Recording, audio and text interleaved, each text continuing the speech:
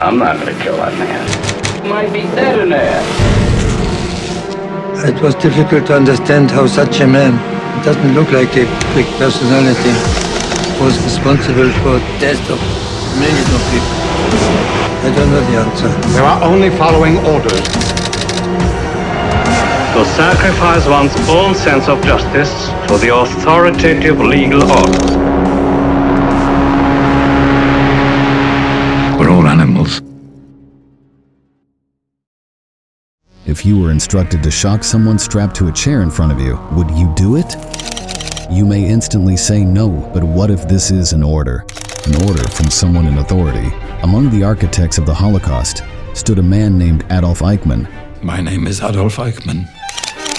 He held a chilling responsibility, orchestrating the transport of millions of innocent Jews to death chambers. Eichmann was a key player in the sinister design known as the Final Solution, a Nazi scheme that sought to annihilate anyone they deemed Jewish during the horrors of World War II. But it was his chilling claim during the Eichmann trial that ignited Stanley Milgram's radical and unsettling study. Believe me when I say this, you are an unwilling participant trapped in a version of the Milgram Experiment right now. Adolf Eichmann was both an angel of death and a paradox, key strategist of mass murder, and a normal-looking guy. Eichmann was on trial for his pivotal role in the Holocaust. The proceedings were one of the first to be widely broadcasted, exposing Nazi atrocities to a global audience. The defense was very basic. Eichmann justified himself by claiming he was just carrying out Hitler's will, orchestrating the final solution as Hitler commanded. He saw himself as a mere instrument, deflecting responsibility for millions of Jewish deaths onto his superiors. He asserted, devoid of remorse, that he was just following orders. He was found guilty of crimes against the Jews, crimes against humanity, war crimes, and membership in a criminal organization. He was sentenced to death on December 15th. But that phrase troubles me so much, just following orders. Will I be a puppet, following commands in a society where I am misled to believe that is the societal norm? Am I already doing it in a way? Are we all just following orders? This was the same question that troubled Stanley Milgram, a 26-year-old psychologist at Yale University. He conducted an experiment to investigate the conflict between loyalty to authority and individual conscience. Milgram explored genocide justifications offered by persons accused in the Nuremberg war criminal trials. Their defense typically centered on obedience, that they were simply obeying orders from their superiors. The tests started in July 1961, a year after Adolf Eichmann's trial in Jerusalem.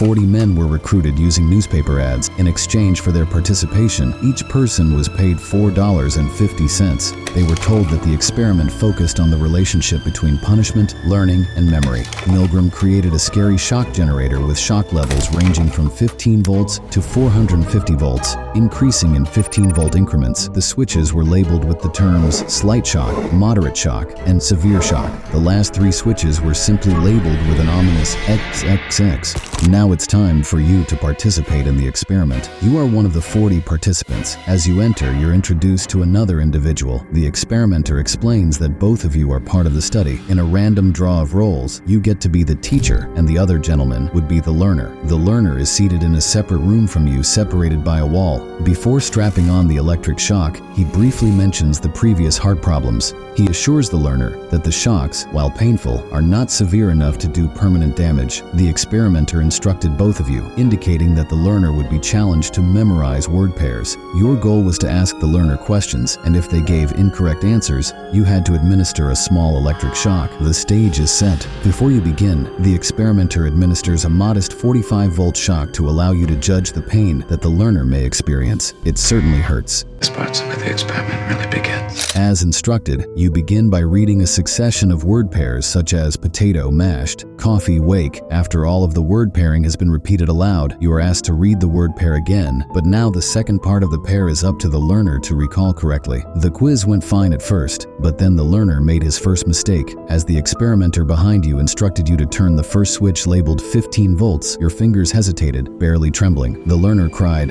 His response to the shock was modest but worrisome, a gentle exclamation of distress that sent a ripple of subtle anxiety through the room. Continuing with the word pair, the learner slipped again. his voice trembling slightly.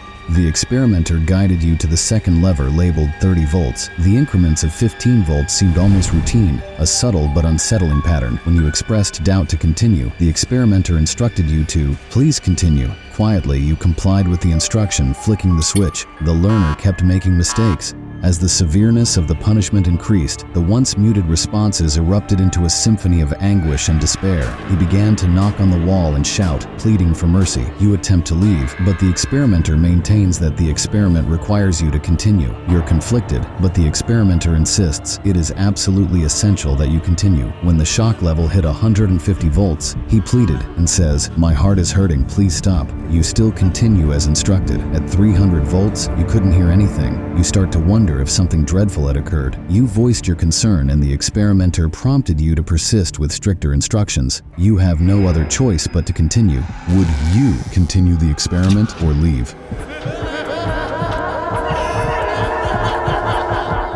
A striking phenomena emerged among some of the participants.